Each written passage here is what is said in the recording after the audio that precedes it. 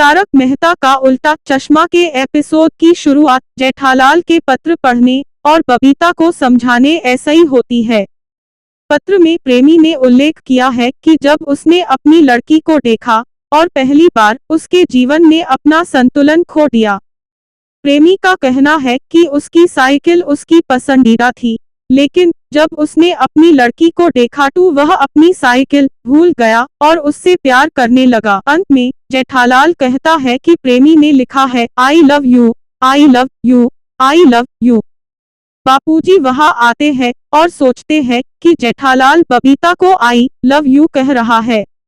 वह जेठालाल को अपनी छड़ी ऐसे ही मारने वाला होता है, लेकिन जेठालाल यूं रोकता है और बापूजी को समझाता है कि बबीता को अय्यर की पुरानी किताबों में एक पत्र मिला है और पत्र गुजराती में है, इसलिए वह पत्र का अनुवाद कर रहा था।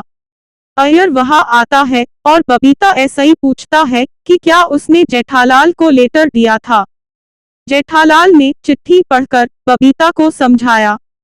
अय्यर जेठालाल ऐसे ही यूं समझाने के लिए कहता है। बापूजी को अजीब लगता है, इसलिए वे चले जाते हैं। बबीता और जेठालाल अय्यर को समझाते हैं कि चिट्ठी में क्या लिखा है।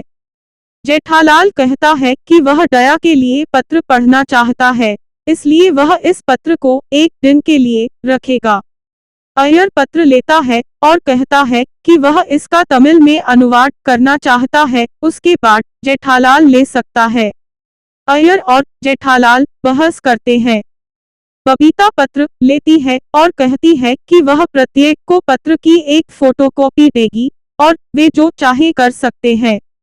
बाद में जेठालाल काम पर जाने के लिए तैयार हो जाता है, लेकिन उसकी बाई आंख फड़कने लगती है।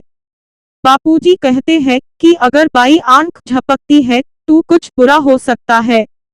सुंदर अपने दो दोस्तों के साथ प्रवेश करता है और बापूजी और टप्पू के साथ नाचने लगता है।